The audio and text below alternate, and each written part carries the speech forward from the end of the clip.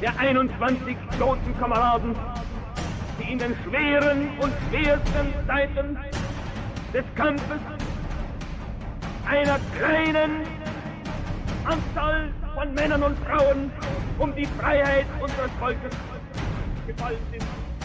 Wenn ihr, meine Kameraden, der Marscheinheit des Gebietes Pommern, heute von hier euren Bekenntnismarsch beginnt, dann seid ihr der lebendige Beweis dafür, dass der Geist Wallons in euch lebt, seid in harter Zucht und Kameradschaft, in einem unüberwindlichen Glauben an die Mission des Nationalsozialismus.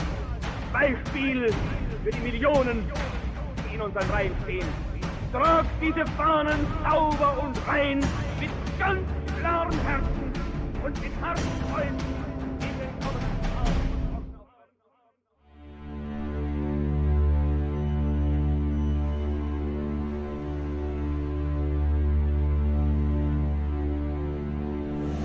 In the 1930s, an entire nation was brainwashed.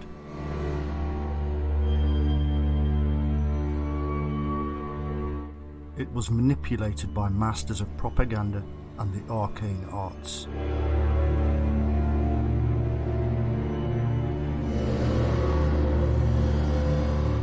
The result was the deaths of millions of people. The world was changed in just a few short years.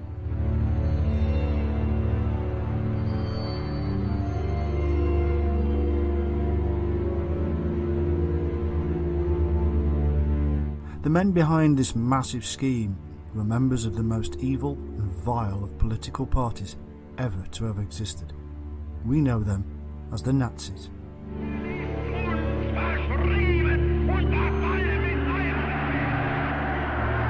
Their purpose was to bring about the rise of a so-called Aryan race, a race that would rule the world for 1,000 years. This would be the Third Reich.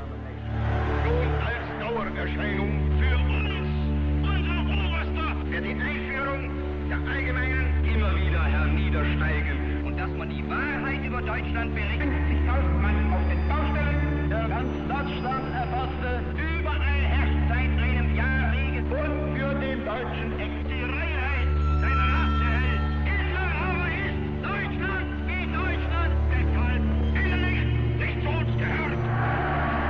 In order to see the fulfillment of their grand scheme, they needed to eradicate certain races from the globe and subjugate others.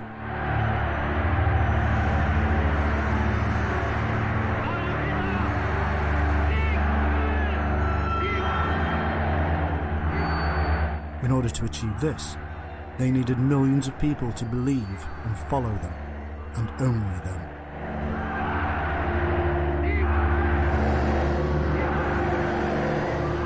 And so they created a Messiah, a God on earth. His name was Adolf Hitler, and he would become the master of manipulating the hearts and souls of man.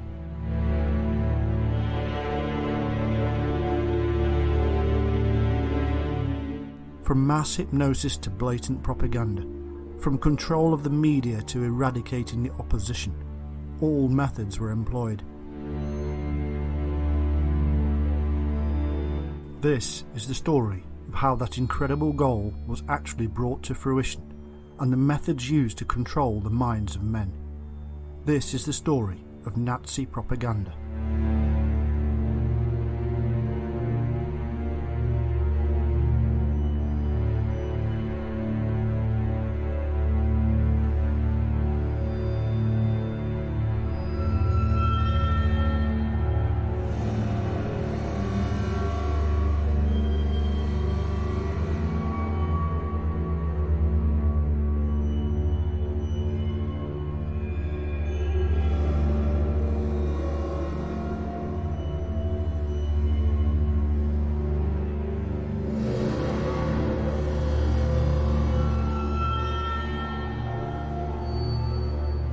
There can be very few people who have not heard the term Nazi, and yet there are very few who can pinpoint the actual meaning.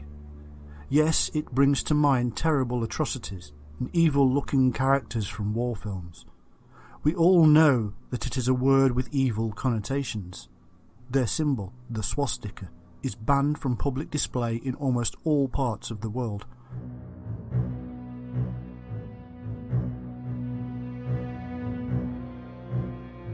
But why is this?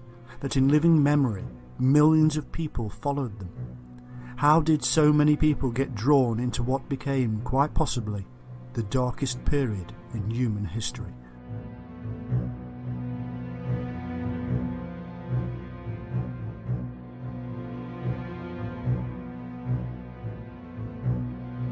In this film, we look into the purpose of the Nazi Party. We explore the power they had over the mind, and we examine their methods of propaganda and hypnosis.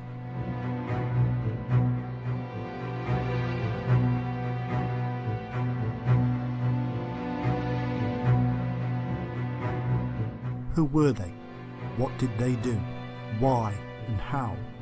It's time to get inside the mind of the Nazis, the monsters of manipulation.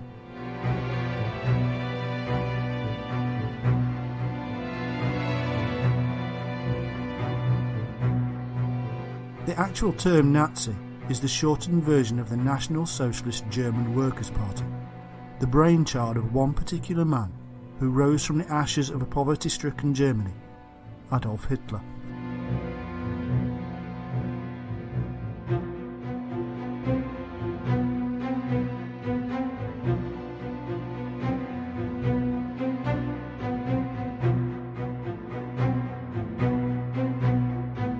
As a youth in Austria, Adolf Hitler became politically influenced by radical German nationalism.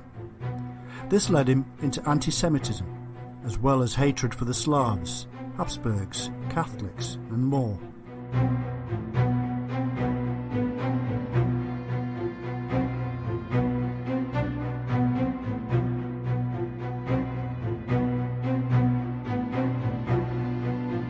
It was this time he saw the merits of absolute party leadership, the title of Führer, and even the greeting of Heil.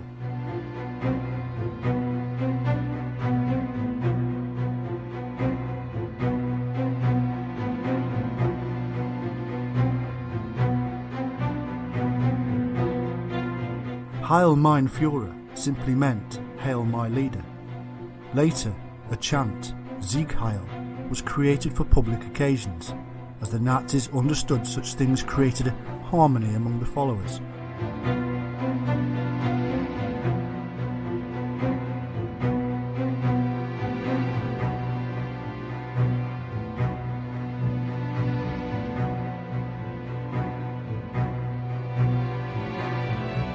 In fact, Adolf Hitler himself studied hypnotism when he read the book Psychology of the Masses.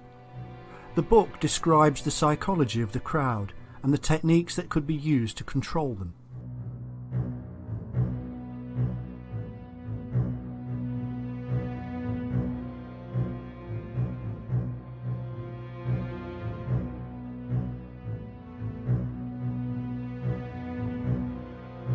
Using hypnotic suggestions, a crowd can be manipulated. Repetition and the use of movement are key.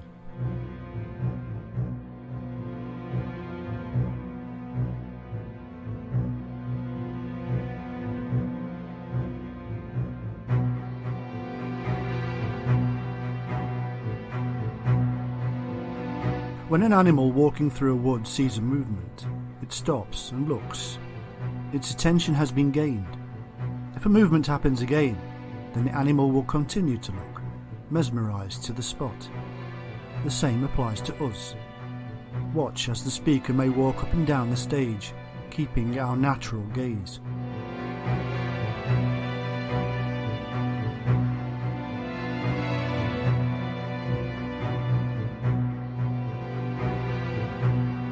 Movement of the body and arms enforces strength, and those watching are fixed.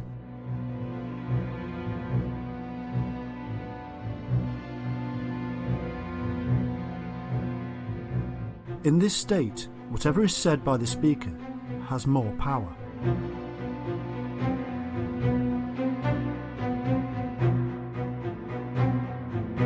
Repeat it, and it becomes gospel.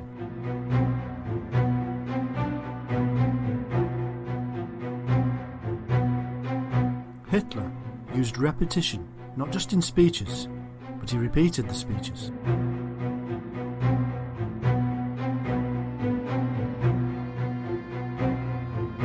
A repeated statement becomes embedded in the mind. Hymns in church are sung for this very reason, to drive home the propaganda and message of the church.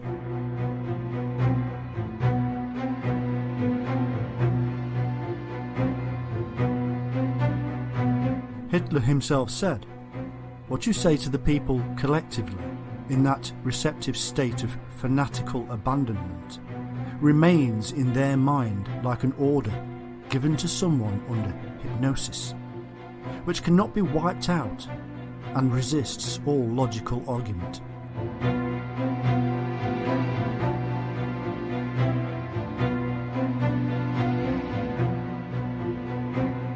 He used all the techniques known: pacing up and down, pause and action, repetition, and hand movements for reinforcement.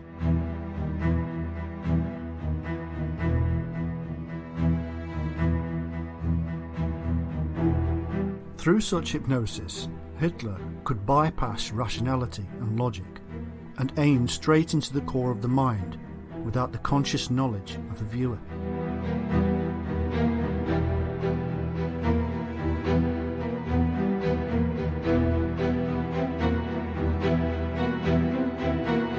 Repeated viewing of the same speaker has been proven to reinforce a concept of admiration and even holiness.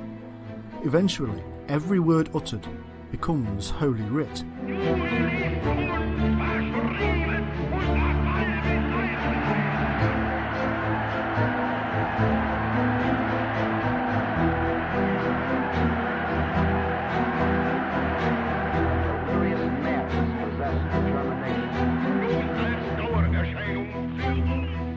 He was also instructed in the art of hypnosis by an expert. A British Secret Service report from 1943 stated, during the early 1920s, Hitler took regular lessons in speaking and in mass psychology from a man named Hamison, who was also a practicing astrologer and fortune teller. He was an extremely clever individual who taught Hitler a great deal concerning the importance of staging meetings to obtain the greatest dramatic effect.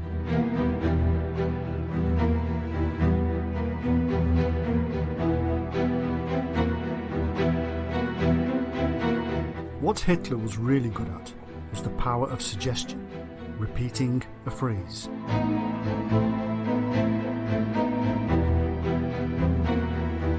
Over time, Hitler's beliefs changed and grew. His experience as a corporal in the First World War saw him eventually blame the leaders of Germany for the loss of the war and the subsequent humiliation of the Treaty of Versailles.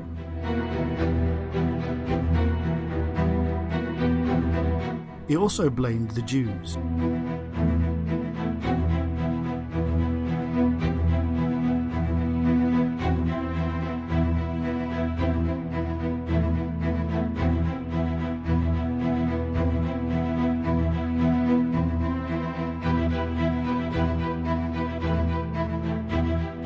He learned everything he could. He gathered information.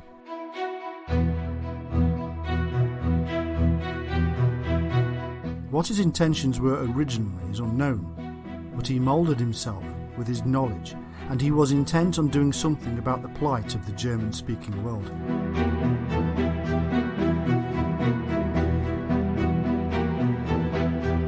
Over time, and following hundreds of speeches, arguments, political manoeuvring, and outright bullying, Hitler found his destiny as the leader of the Nazi Party.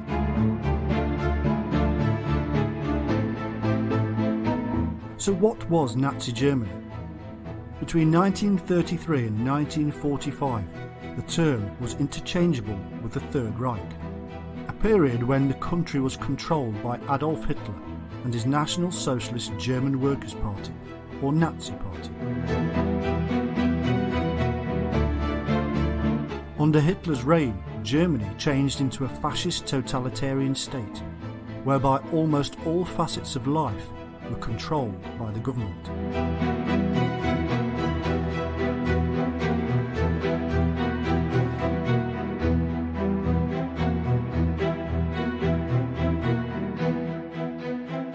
The very moment Hitler took power as Chancellor in 1933, all political opponents were eliminated. In 1934, the President, Hindenburg, died and Hitler became dictator. His title was Führer, or leader.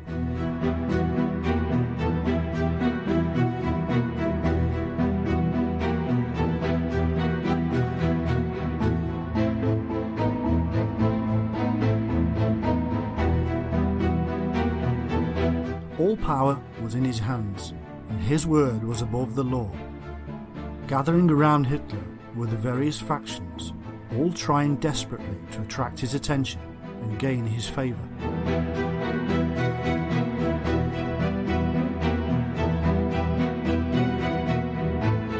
Nothing was beyond them in their fight for the Führer's love.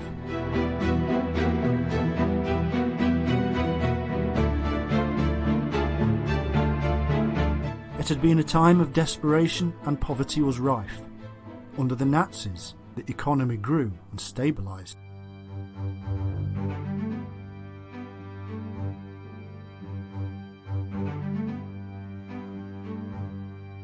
Massive public works were undertaken. Germany was being rebuilt, and with it, the spirit of the master race.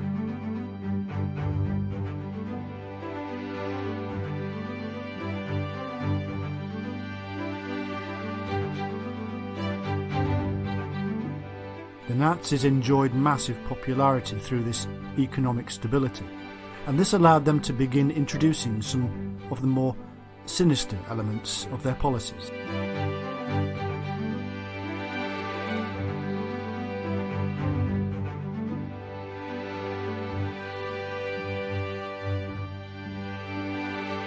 They had done what they said they would do, so they must be right, was the public perception.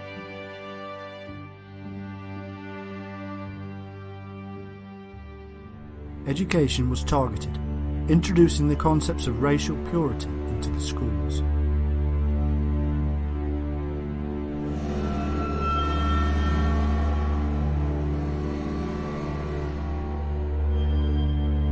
The children were being prepared on many levels. Firstly, they were being aligned to the beliefs of the Führer. Secondly, the boys were prepared for military service, and the girls softened up for motherhood.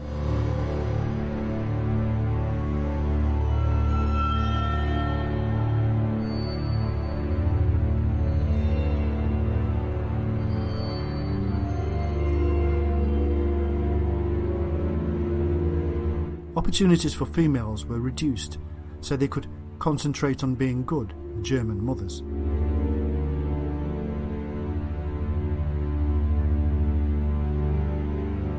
Through the Strength for Joy programme, recreation was organised, and in 1936 Germany held the Olympics, placing the might of the Third Reich in the international spotlight.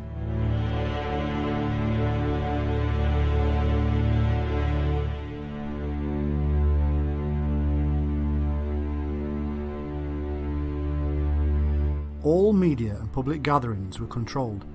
Propaganda was everywhere. Even art was controlled.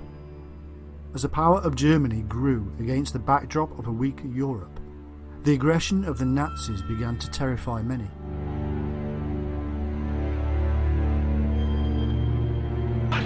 Mein ganzes Leben Inhalt, Sinn und Zweck gegeben hat. If I, Adolf Hitler, can set the flower of the German nation to the hell of war without the smallest pity for spilling precious German blood, then surely I have the right to remove millions of an inferior race that breeds like vermin. When they made territorial demands in Czechoslovakia, Europe buckled. Russia and Italy aligned themselves with the Nazis. Poland was invaded, and war was declared in 1939.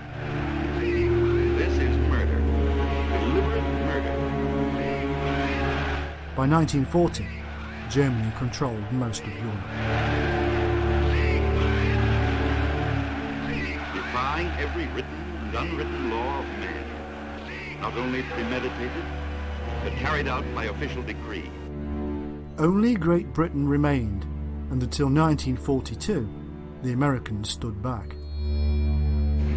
Here in utmost secrecy, the hardening up process, building up Hitler's army and his industry. Tell the world we have no raw materials and never let them see what goes on.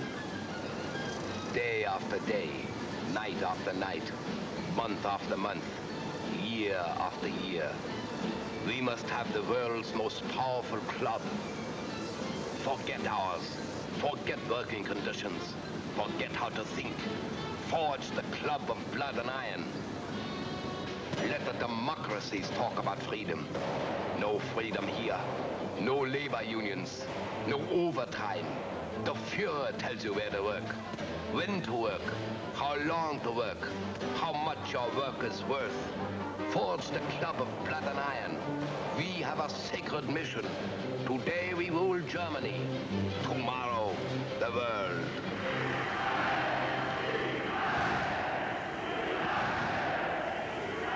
And for those who don't like it, you don't eat. Or you disappear into a concentration camp. Or you get this. And this is the man who gives it to you.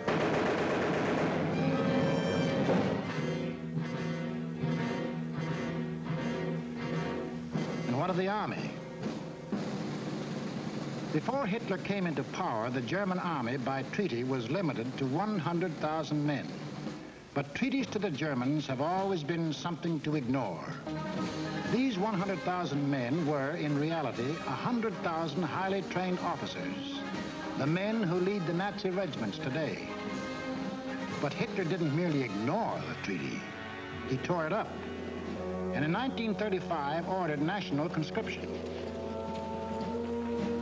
Simultaneously, he ordered German youth to become air-minded. Toy gliders filled the air. But as the boys grew bigger, so did the gliders. Soon these same youths were trained pilots, flying the new planes the factories were producing. The Luftwaffe was being assembled.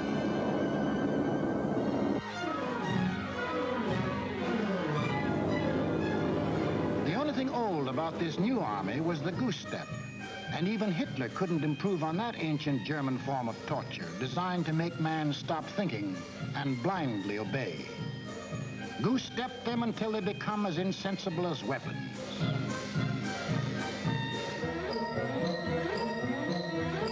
Everything else was new. Tanks, motorized equipment, and one of our own inventions, the dive bomber. This rearmament was strictly illegal, according to the Versailles Treaty. And the next illegal step Hitler took was to march his troops into the Rhineland, a strip of land between Germany and France, demilitarized after the last war as a precaution against future German aggression. But Hitler's plan of eastern conquest demanded a barrier against democratic action in the West.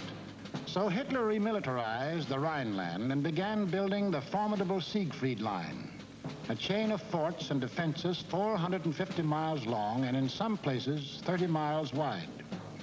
Germany had fought one two-front war and didn't want another.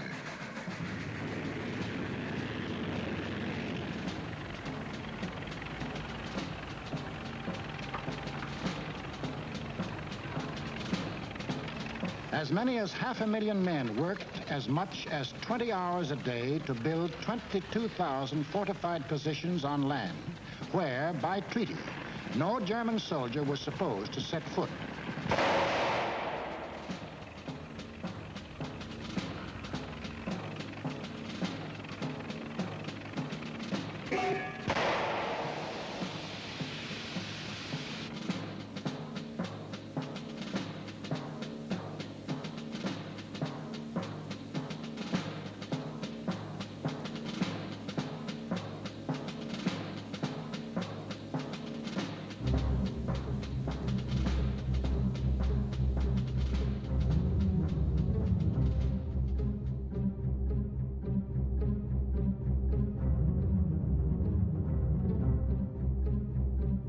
The Nazis were truly beginning to believe in their own propaganda, that they were destined to rule the world.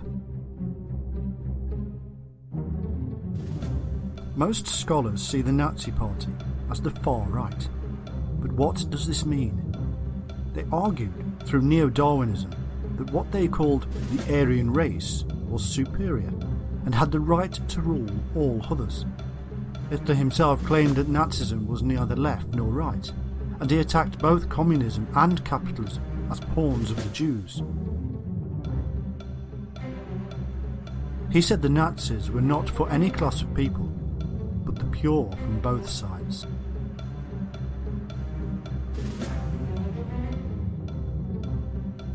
The Nazis held the Weimar Republic, the old system of government in Germany, in contempt.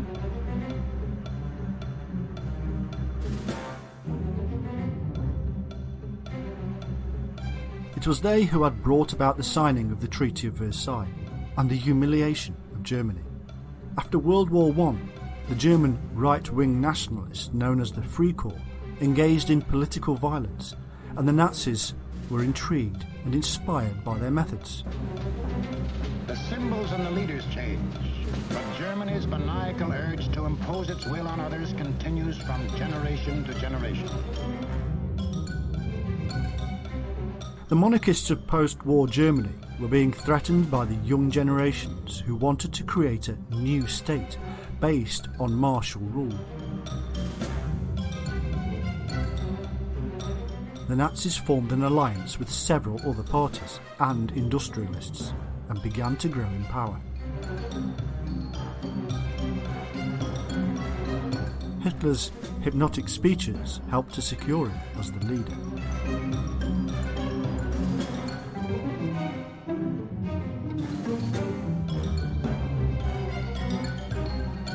Following the 1932 elections, the alliance broke up.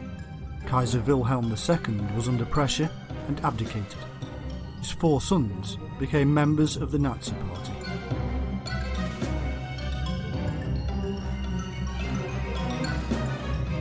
Hitler's top team was forming, with Göring, Himmler and Goebbels among them. In 1933, the party finally gained power. Hitler had played the political game. He had coerced and cajoled, and he succeeded.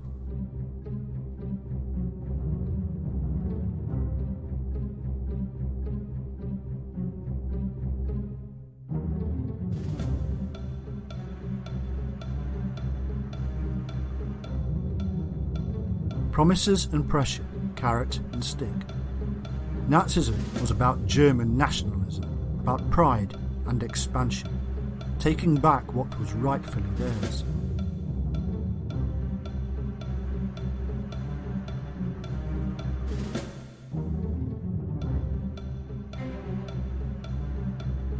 Millions of people who had suffered at the hands of the Treaty of Versailles and the Great Depression were now promised jobs, holidays and more.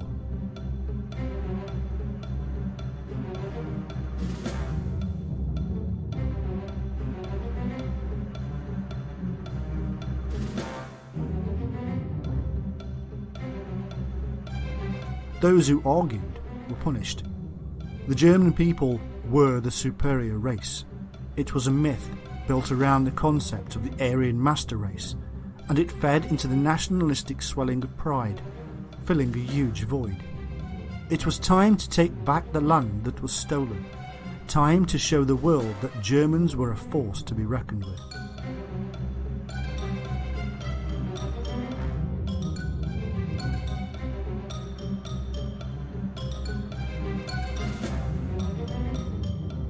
So just what did the Nazi Party finally end up believing in? Just what kind of country had they created? How did the people live with it? Were they happy?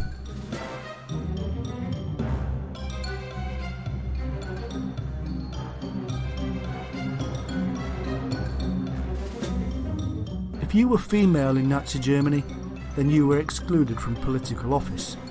The term children, kitchen, church was often applied for the good German lady.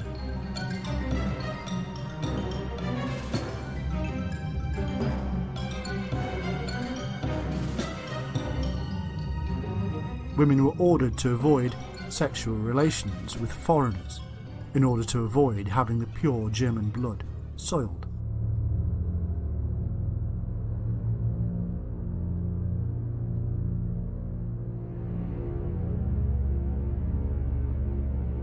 Himmler said, "Fellow Germans who engage in sexual relations with male or female civil workers of the Polish nationality, commit other immoral acts or engage in love affairs shall be arrested immediately."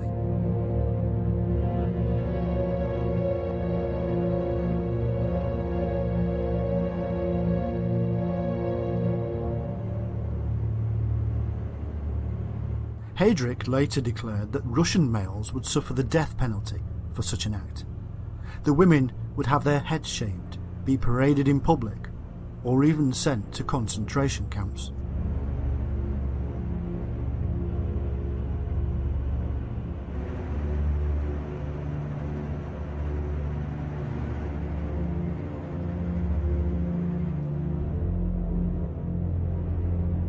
The method of getting the message across to women began early with the League of the German Girls. Nazi nationalism was all about the German way of life, the German bloodline, the special Aryan race. Therefore, others who lived in the Nazi realm were second-rate citizens, or worse. And with the dogma of expansionism, many more millions would soon find themselves in similar situations.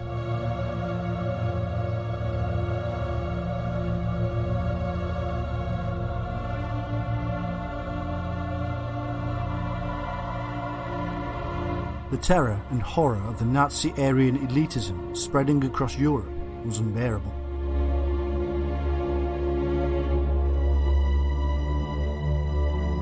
Aryans, Nazis said, were in conflict with all other races for superiority.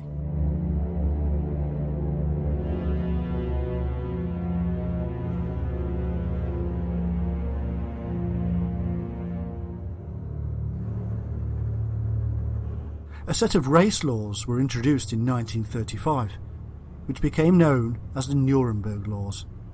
In the beginning, these laws simply outlawed sexual relations and marriage between Germans and Jews, but it was then extended to include gypsies and Negroes. In the war, it was extended further to include all other races.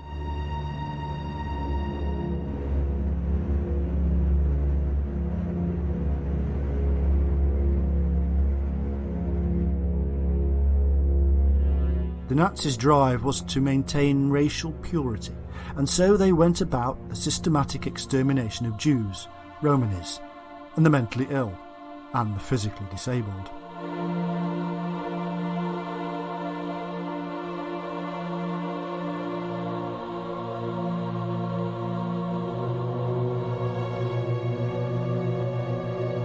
Others were called degenerates, people such as homosexuals, Jehovah's Witnesses, blacks, and of course, anybody who didn't agree.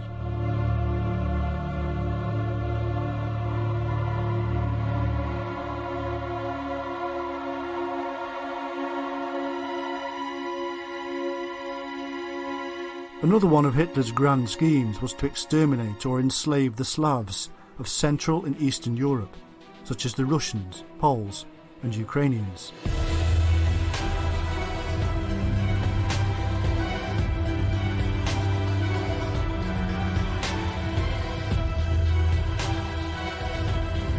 This, he said, would make way for German settlers. The Slavs were, to Hitler, a mass of born slaves awaiting a master.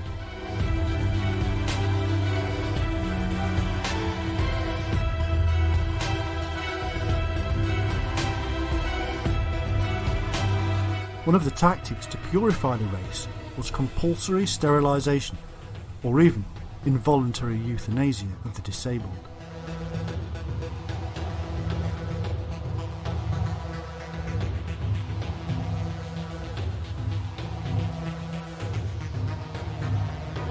He used the tales of Sparta to back his views, who destroyed all congenitally deformed infants to maintain racial purity.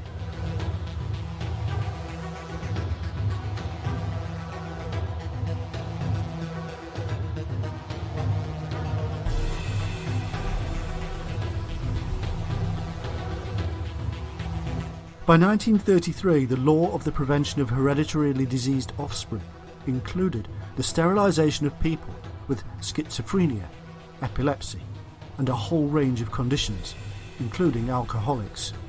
Between 1933 and 1939, 360,000 people were sterilised.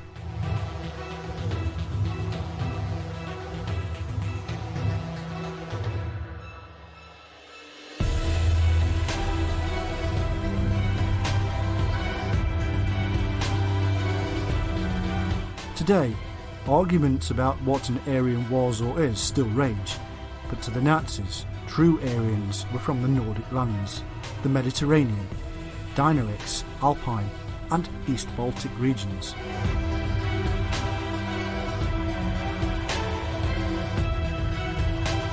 Nordics were the highest on the list. Jews were to them a mixed race of people from outside of that scope and had no right to live in Europe. The term anti-Semite is not strictly true, because other Semites who were not Jewish did not suffer the same abuse.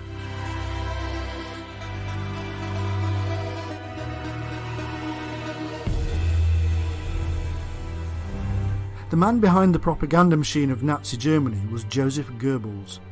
He said, "The Jew is the enemy and destroyer of the purity of blood, the conscious destroyer of our race. As socialists, we are opponents of the Jews, because we see in the Hebrews the incarnation of capitalism, of the misuse of the nation's goods."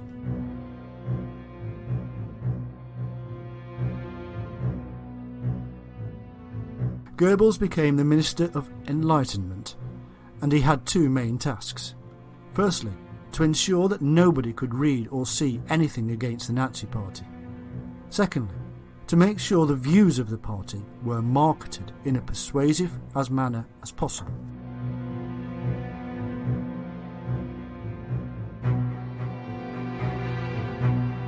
He worked with both the SS and Gestapo to make his point. Along with Albert Speer, he hunted out anything that was opposed to the party line and presented public displays of propaganda.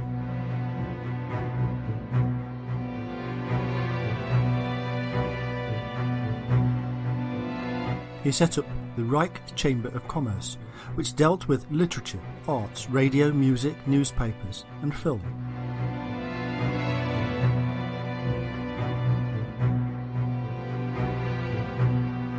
In order to work in these fields, you had to be a Reich Chamber member. Anybody outside the chamber was banned from publishing. How was it that a whole nation followed such insanity? The answers are actually relatively simple. For decades, the Germans had suffered intense poverty. High unemployment, starvation, disease and death were commonplace. On top of this was a national shame placed upon them by the international community for World War I.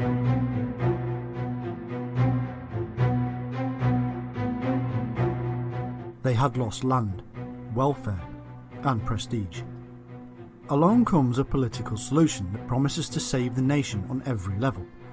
The saviour rises in the form of one man who can spellbind the poor and desperate peasants. The blame is placed elsewhere. The people are called chosen ones, special, superior. It is a trick used over the millennia and will no doubt be used again. In small ways, it is utilised in every political campaign. Year after year, this goes on, and the crowds grow ever larger. In the streets, the SA offered a hard stick to those who argued. Eventually, a tipping point arrives where the few have become the majority, and the rest must follow like sheep. Through fear of being swept up in the crashing wave. Leaders always like to have somebody else to blame. It keeps the public gaze in another direction, other than at them.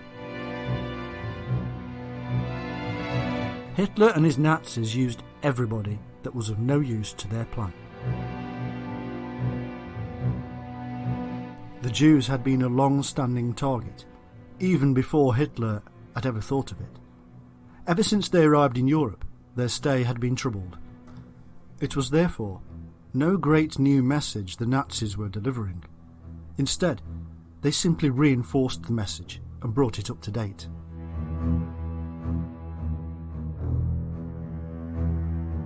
Much of what we see today as horrible does in fact have a certain amount of logic, but that's where it stays, as logic of madness.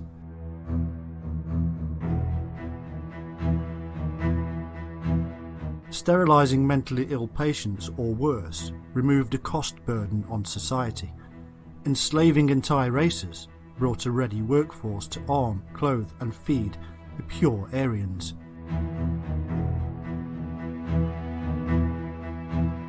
Because there appears to be a logical sense to such things, it becomes something that can be stated and restated.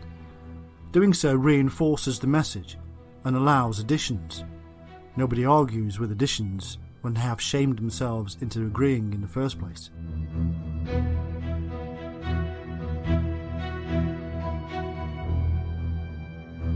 Once crowds of people are convinced, it is a simple process of nature that follows. We all want to sing the same hymn, to be in harmony with those around us, to march with our brothers and sisters, to feel part of something.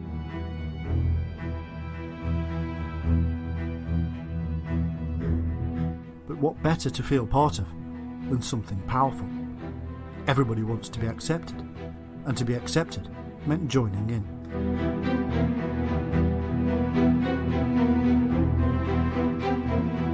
Add into the mix incredible iconography. Learning from the religions and empires of the past, the genius of the Nazi Party and its propaganda machine was to emulate the very best bits. The power and might of Rome was stolen and used. The zeal of the religious was copied. The strength of classical buildings was recreated.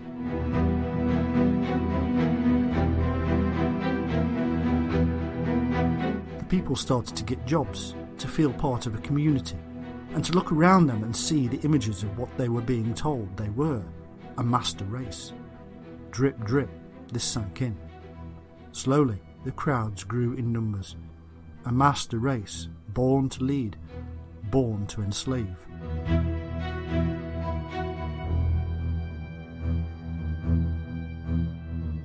Forgotten was the fact that Jews, Poles and homosexuals were humans too. Along with the many methods of positive reinforcement came the negative side. Destroy opposition. Book burnings, banishments and concentration camps for politically outspoken activists. Once done, it became a self-creating device. People followed the lead, and in their own districts did the same. The purging of Germany was in full swing. Nazi party politics was the new way of the world, and the saviour recruited them into his Brown Shirt Brigade, or SA Storm Detachment. Every class was welcome in some form, as long as they were racially pure. A singular aid to the Nazis' aims was religion. Hitler bent it according to his desires. Germany has always had a distinct pagan history and tradition, and mixing myths was no problem.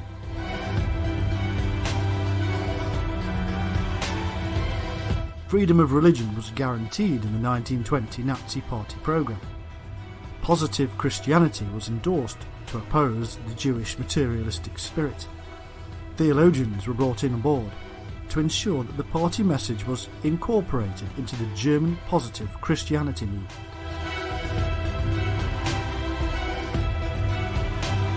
Get the people in their pockets, stomachs, hearts and spirit, and you've got them for life. Jesus was not a Jew, they stated, but a good Aryan, and Adolf Hitler was the new Messiah. The Jewish Old Testament was denounced as Satan's Bible.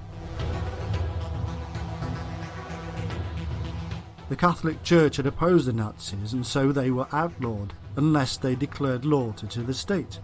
Many elements of the Catholic Church were stolen for Nazi propaganda. The Catholic Order of the Teutonic Knights and the night rallies of the Nazis, which mirrored the Catholic Mass, are two examples. Eventually the two sides signed a deal, and peace between them was found. It was a necessary evil for Hitler to join forces with the Italians.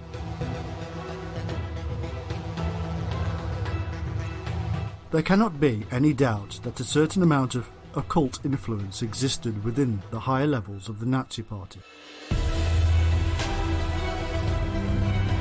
Rosenberg and Himmler were neo-pagan, and the SS certainly went down the road towards the Holy Grail. Myth and mystery are an aura created in the main to attract. Lightly hide a secret and people will want to be part of it. It is a very clever device and one used by others such as the Freemasons. To be allowed entry and to be part of a secret makes an individual feel special. Being part of the Nazi movement as a whole was to be part of something big, bold and iconic. Others who claimed to have spiritual secrets were outlawed, Freemasons included. One of the prime things any political party needs to come to grips with is the economy. Hitler had little interest in economics and so left the running to others. He did believe that private ownership should be encouraged for technical innovation and growth. If the private company did not meet the goals of the party, then it would be nationalised. Under the Nazi regime, free competition reduced, but Hitler and his Darwinian approach allowed a certain amount. The selling of land by farmers was prohibited to enable agriculture to grow. A marketing board was set up to control production and prices in a great many areas. In the propaganda arena, the German worker was held in high esteem. They were honoured by the state, giving a positive reinforcement to the working mindset and creating a loyalty to the regime. Songs were written that praised the good German workers, and Hitler called them patriots who were building Germany's industrial might.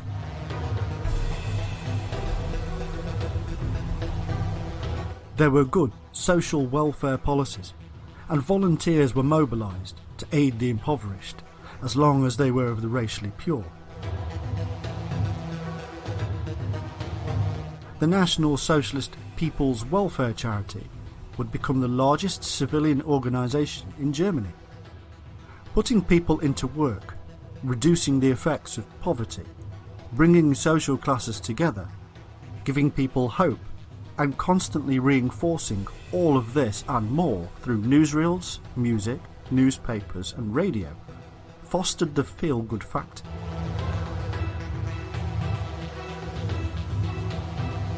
Germans were swelling in pride, and the economy naturally grew from the effort.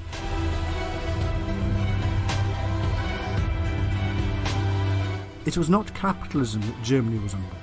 Indeed, the very word was hated by the Nazis. They argued that capitalism damaged a nation because of the international finance that was needed to grow the system. This left the nation open wide to external control from big businesses and the Jews. As one propaganda poster stated, the maintenance of a rotten industrial system has nothing to do with nationalism. I can love Germany and hate capitalism. If a nation was to be strong, then it would be strong without the aid of international capitalism. It was a method that sought only profit and that was not loyal to the national interests.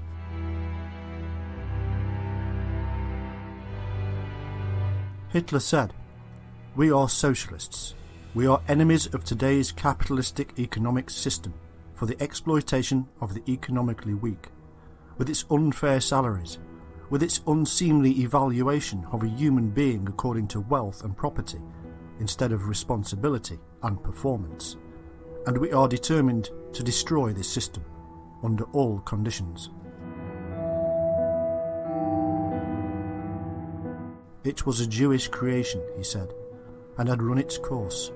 The ruling elite of the previous Weimar Republic were, according to Hitler, cowardly shits. Hitler believed that territories with valuable resources should be taken by force for the good of the nation.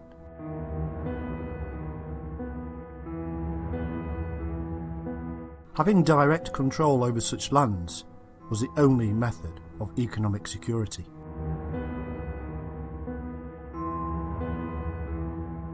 One of the main strengths of the Nazi Party was the use of propaganda. It was utilised from day one and grew in scope and imagination over time.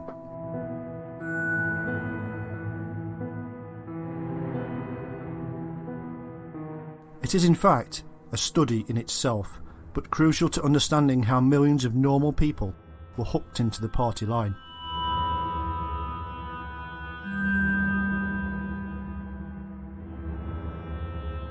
In his book Mein Kampf, Adolf Hitler devoted 3 chapters to the subject. In fact, the book itself was a powerful propaganda tool and furnished Hitler with an income of a millionaire. He never actually drew on his income as the Führer.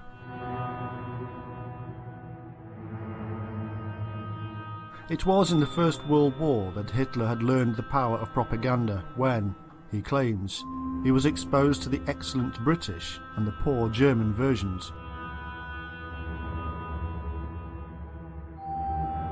Germany, he said, lost the war because of poor propaganda. None of this was true. Hitler stated that propaganda must address itself to the masses and be presented in popular form.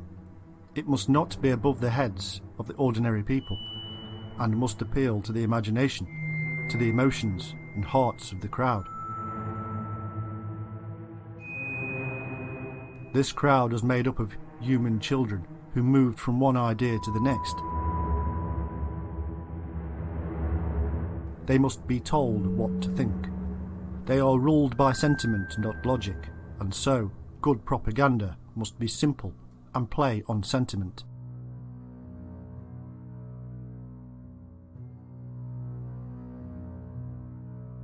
Good propaganda, he said, does not give objective opinions.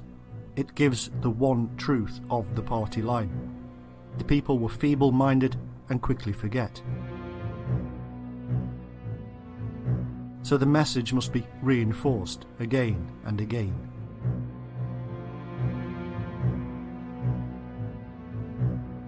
Keep the message simple, sentimental, and repeat it until the very last person has come to grips with the message.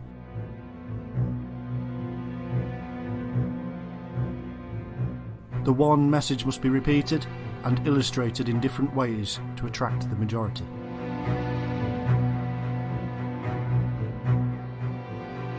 The daily newspaper of the Nazi Party would become a prime method of using these tactics, and propaganda minister Joseph Goebbels would take on the role.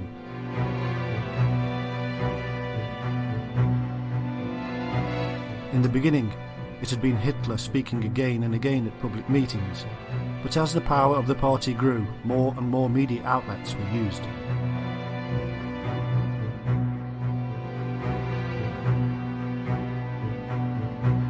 In the run-up to the war, the propaganda machine established the so-called facts of external aggression. They used the Treaty of Versailles as the linchpin.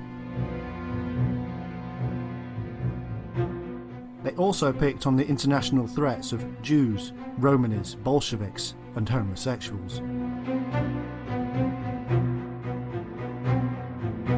All of this is nothing new. All governments prefer their people to worry about others, because it stops them worrying about the government.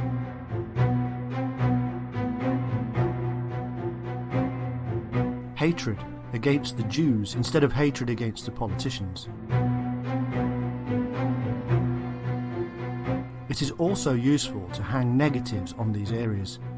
Calling the Jews bad workers had two elements. Firstly, it blamed them for any negative economic impacts, and secondly, it introduced a feeling of guilt for those who were not working hard. A good German is a hard-working German.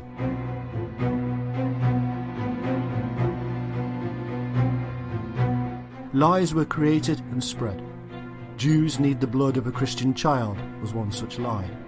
Jews kidnap children was another. The lies were reinforced with imagery, making the Jew ugly and evil.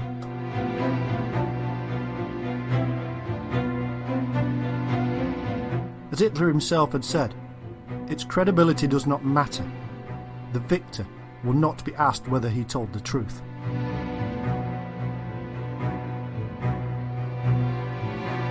Strong visual imagery, bold and direct statements, sentimental evocations, stirring nationalism, targeted hatred, lies and repetition all work together and in union with the improving economy and sense of collective superiority.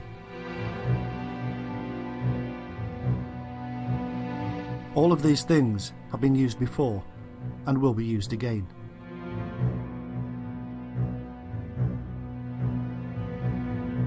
In small parts, they still are by all nations.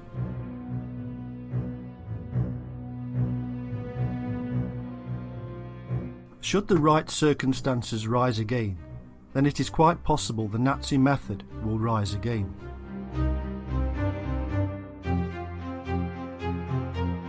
During the war, propaganda was used extensively. The might of the German army, the prowess of its soldiers, the strength of industry were all positively reinforced. On the negative side, the enemy came under fire.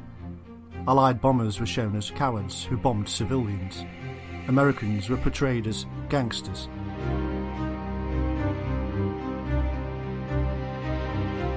Germany was imagined as the sole defender of Western Europe against the Bolshevik hordes.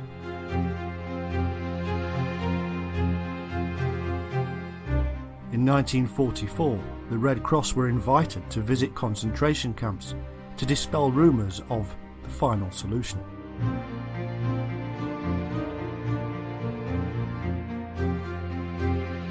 The event was used as a propaganda tool, and yet the actual camp was in fact a transit camp where Jews lived in relative comfort.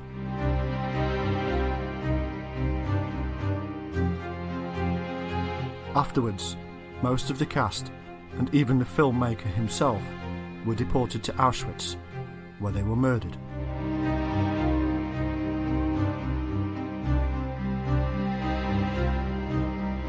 The Nazis used every means at their disposal. Newspapers were always controlled, both in Germany and captured territories.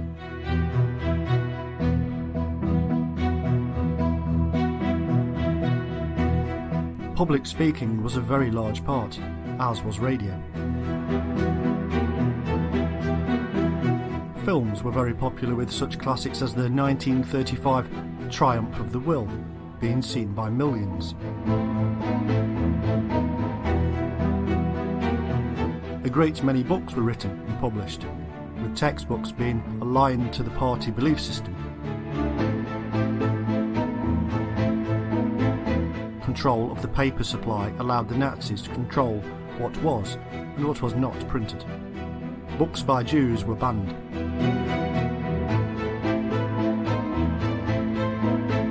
In addition to all of this were comics for the children and magazines in various genres.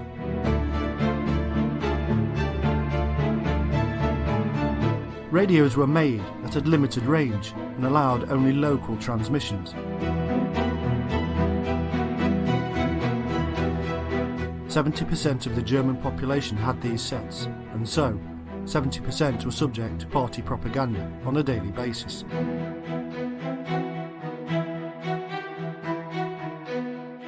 Goebbels himself said that it would not have been possible to take power without the use of the radio.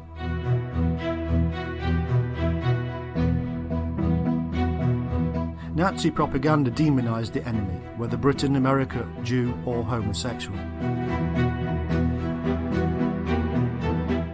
It positively reinforced the messages of the party, the values of being a good German. The heroic dead and great leaders were constantly pushed across as ideals. Pride in the master race, in the Messiah that was Adolf Hitler, and in the goal of annexing German-speaking lands.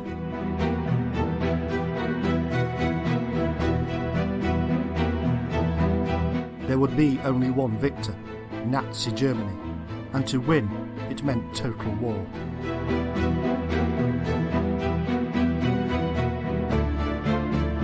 Time and again history throws up unique individuals: Napoleon, Caesar, Alexander the Great, Mohammed, Jesus, Genghis Khan, Stalin, and of course, Adolf Hitler.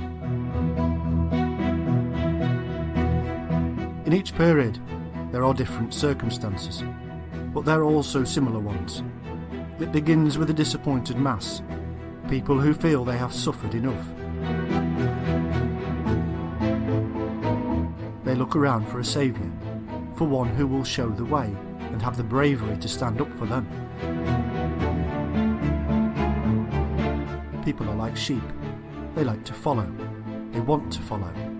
Very few want to lead. When the leaders have finished fighting between themselves for power, the strongest emerges in a truly Darwinian way. This must be the chosen one, people cry. They are predisposed to listen to his words and counsel. After all, it was they who sought him out.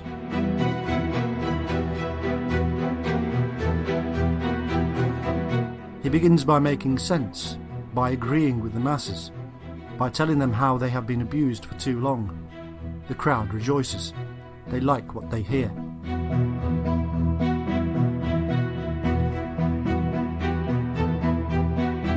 He then shows them why they have been suffering, who and what is to blame.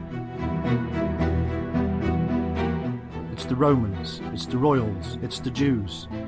It doesn't matter who, as long as there's a seed of truth in it somewhere. That seed is grown slowly and evidence is found or created. The anger of the mob turns towards those taking the blame. But what do we do? Shouts the crowd. The Messiah responds, under me, we will take back what is rightfully ours, the Holy Land, the Grail, the power. Drip, drip, the propaganda builds up the concepts of a chosen people and the hatred towards the enemy. A tipping point emerges when all must follow the leader. At this point there is no stopping the movement. It is now a massive organic machine. If it is a religion, then it may continue for millennia. If it is nationalism, then it would eventually fall, as all empires do. Could it happen again? The question is simply answered, yes, and it will. Society and civilizations repeat history again and again and have done so for thousands of years.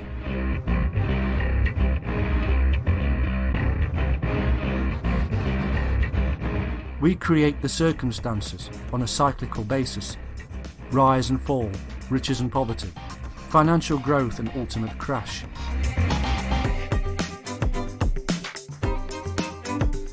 Once we are in the time of crash, beware, for the masses become hungry and angry. Right-wing and nationalistic fascism rise. Before the Second World War, a great many such groups emerged, not just in Nazi Germany, but across the globe.